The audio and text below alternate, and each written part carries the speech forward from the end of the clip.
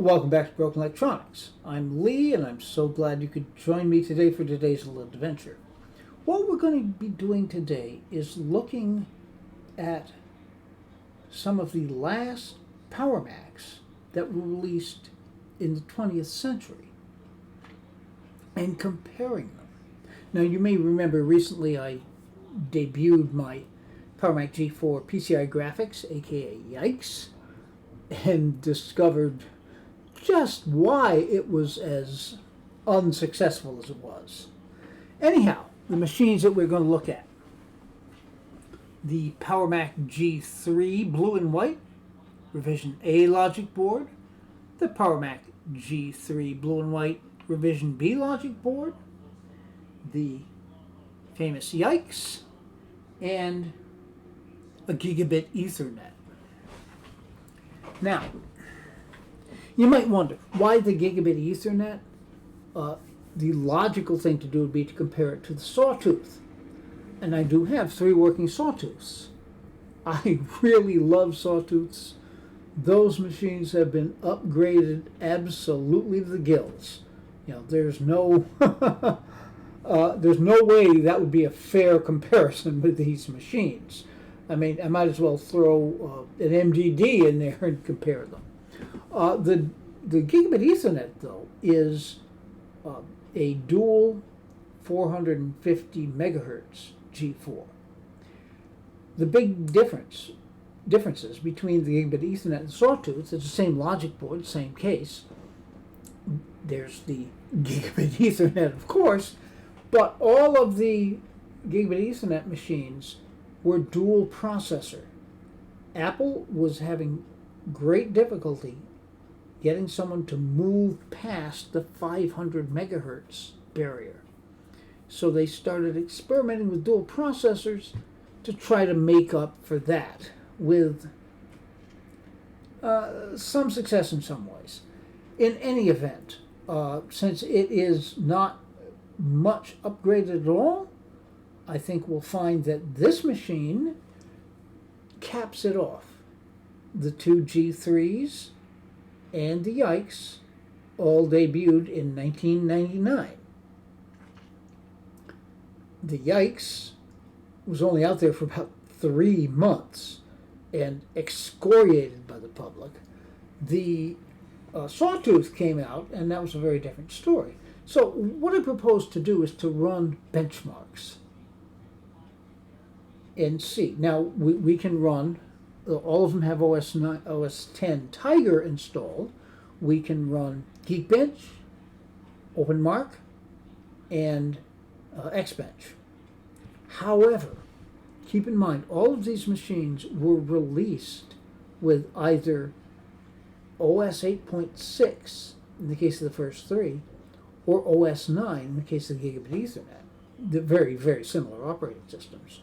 So to really see how people perceived these machines back in the day, we've got to run some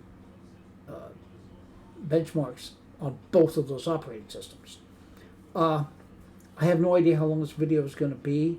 I'm hoping to get it done in one video. If not, I'll split it.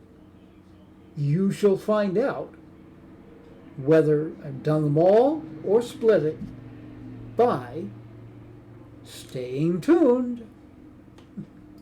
Alright, so here we are in Tiger. Now check this out. We'll open About This Mac. And we wait. And we wait. And we wait. And we're still waiting.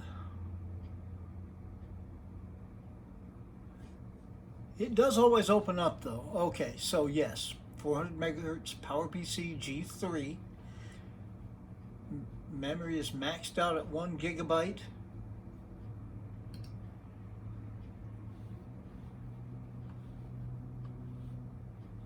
And come in here, graphics and displays. It is an ATI Rage 128 with its whopping 16 megabytes of video RAM. Alright, so without further ado, let's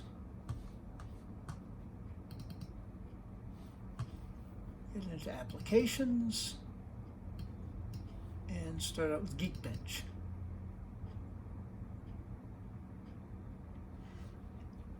In tryout mode, okay.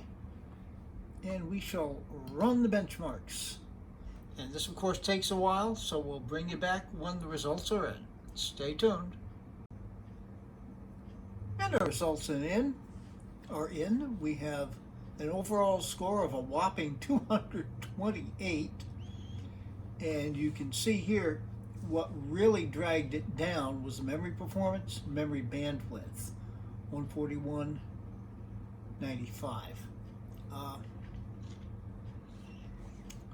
Okay, I mean we could go down and look at more specifics, but I think that's probably enough. This, by the way, is Geekbench 2.1.13, I believe, which does in fact run on Tiger. It's the only version I could find that runs on Tiger. Okay, so next, OpenMark.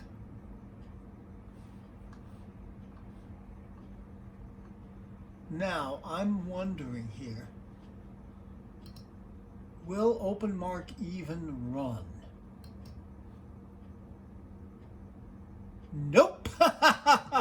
So the Rage 128 will not even run OpenMark. Well, that makes that go quickly, doesn't it? Unable to switch to full screen mode. Be nice if it would run not in full screen, but okay, I'm not going to worry about it. And next, all the way down to the bottom here, Xbench.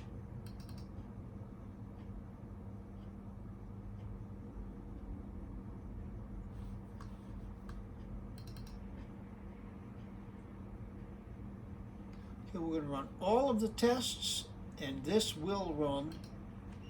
All right. It'll take a little while, so stay tuned. All right, our results are in. We have the overall result of 13.57. The CPU test, 10.49. The thread test, 16.87. Memory, 7.49. The stream memory exceeding the system memory. Quartz graphics, 17.37. OpenGL graphics, 30.62.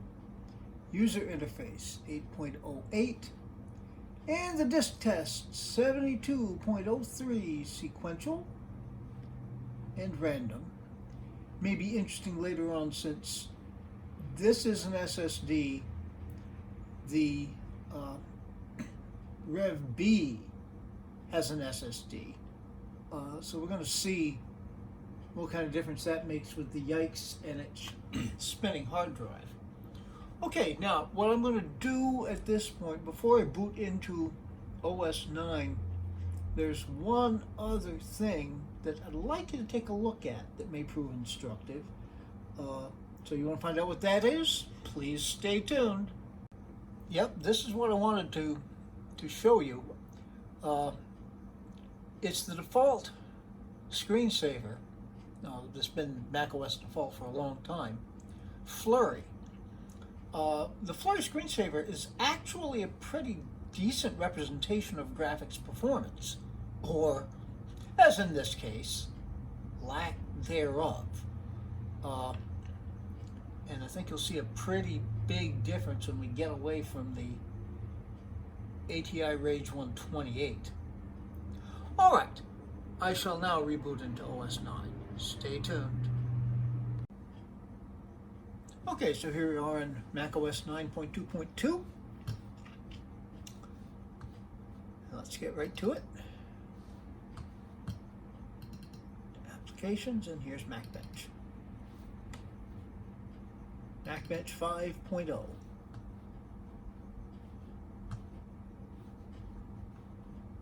I haven't run it on this machine. Register your copy. Oh, Lord.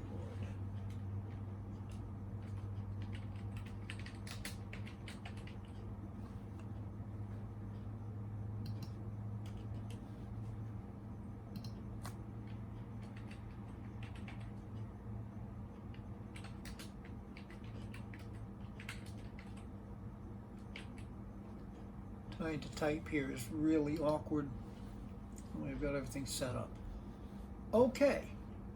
Now, as I say, I believe the only thing it's going to run are the processor tests and the disk tests. So that being the case,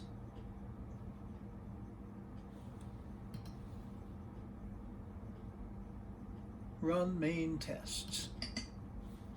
Test suite may take a while to run. And it can't run some of them because the CD-ROM is not in there because I haven't got the darn CD-ROM. Oh well. And now it's running. Stay tuned. And our result is in. Now the way this works, MacBench gives you a baseline here, and that baseline is based on a PowerPC G3 running at 300 megahertz. This one is running at 400. And I thought perhaps we'd get a little bit more of a difference between the two, but what to focus on here, 1315, which is the total score, because we're not comparing it against a 300 megahertz G3, we're comparing it against the other machines. Where we're seeing a huge difference is the disk test, 3486, which is over 3 times the score of the baseline. All right, so much for that. We're not going to save it. And now for Cinebench.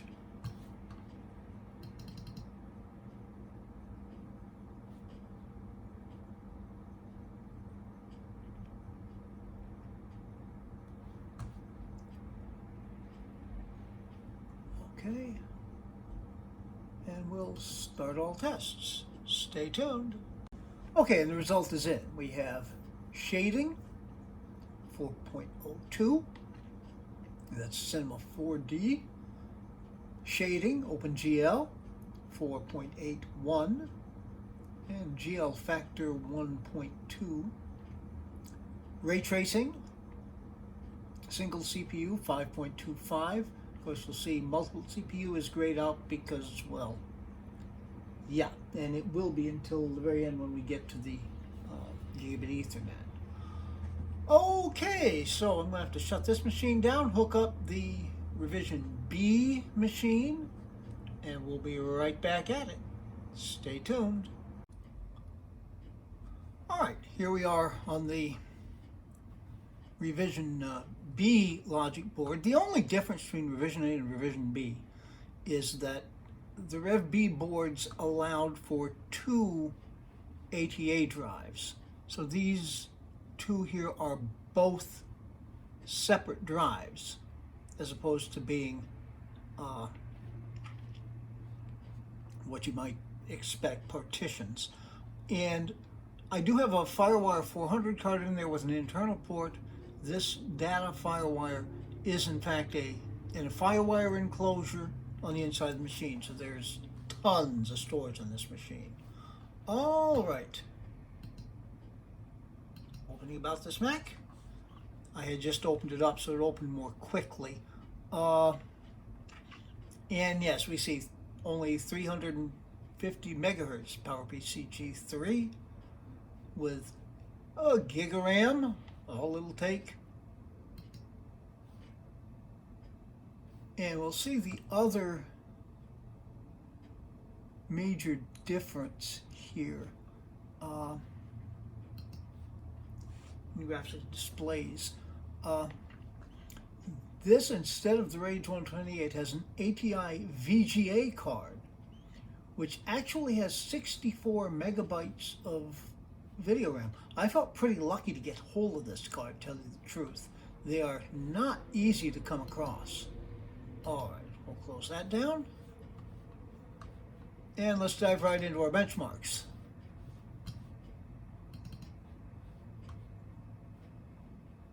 Okay. There's Geekbench. This is going to look very much the same. We'll be back with the results. Stay tuned. And the results are in. It's not surprising that it's down. I'm kind of surprised it's as far down as it is. The Rev A with a 400 megahertz G3 was an overall score of 228, and here are all the way down to 197. You can see the individual scores here for integer, floating point, memory bandwidth, memory performance, and memory bandwidth. The only thing where it actually topped the Rev A was here in memory bandwidth. The Rev A board was, if I look back at that,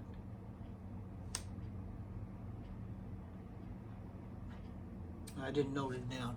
All right. Oh, I did. No, and I'm wrong. It didn't top it. Okay, so lower in everything. Not surprising. I didn't think it'd be quite that much of a difference. Let's have at open mark. Okay, now this should run. And it is. This is the graphics card talking. Okay, be back with the results. Stay tuned. Okay, that was pretty quick. Scored a whopping 115. But hey, at least it ran. And now finally, Xbench. And again, we're going to run all the tests. We'll be back to the results. Stay tuned. All right, we have our results in, and not that surprisingly, it's down. The CPU, the overall, of course, 1181. So it's down by, 1183 is down by a couple of points, not quite that. CPU down by a little over a point. I didn't copy down everything, we can go back into that, but the memory test we got 6.77. Quartz Graphics 1588. It's actually down a little bit, but OpenGL 2436 is up a little bit. User interface 693 is down 1.5. The disk test. The disk test is down pretty considerably from 72.03 to 55.21. I'm not quite sure what to make of that. But anyhow, yeah, the one place where this machine is really standing out is the graphics. Okay, speaking of graphics, we're going to take a quick look at the Flurry screensaver. Stay tuned. And this, my friends, is what quadrupling your video RAM can get you. You can actually see the screensaver now. Okay, so I got to get into OS 9 and run other benchmarks. Stay tuned. Okay, so here we are on OS 9 on the Revision B G3. And applications, Backbench. Okay, and this will be the same as what we saw on the previous machine. Again, our baseline here is the PowerPC G3 300 megahertz, but that's not what we're comparing it to. Be back with the results. Stay tuned. And here are the results. The processor test is 1,131. That's about 175 roughly points under the Revision A. And the disk test is at 3265, which is roughly 150 points less than the 400 megahertz G3. Okay, none of that really unexpected. Although again, I'm not sure why we should see the difference in the disk.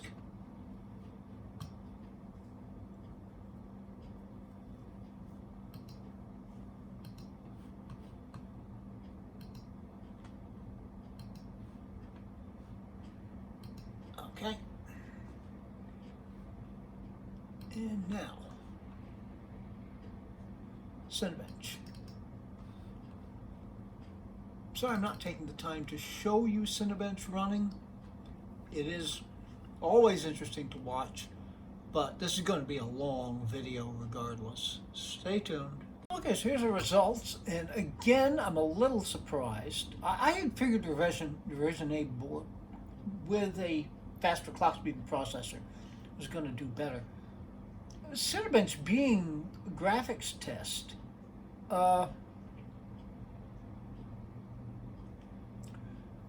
I'm surprised. 3.56 on the Cinema 4D is down a little bit under 0.5, but it is down. OpenGL shading, 4.37, again down by about the same, under 0.5, but it's there. And the single CPU ray tracing, 4.56, down a little more noticeably there, about 0.7, not quite. But that's a surprise. Okay, but nonetheless, onwards and upwards, we're going to shut this machine down and connect up the Yikes. Stay tuned. Okay, I really honestly thought I could get this done as one video, but once I looked at clips, it'd be 40 minutes long, and no one wants to watch a 40-minute video, so it's going to be 2 videos. We'll end with the 2 G3s and pick up with the Yikes and the Gigabit Ethernet, which works for me. In any event, be good to other people. They need it and deserve it. Be good to yourselves. Everything has to start from there. We will make this world a better place. It isn't, so please take very, very good and careful care in these difficult times. Anyway, we have part 2 of this coming up. We have more Mac Pro 4.1 coming up. We have quite a bit more Power Mac G4 coming up. And who knows what else I'll come up with. So, until those things are available on the channel, this has been Broken Electronics.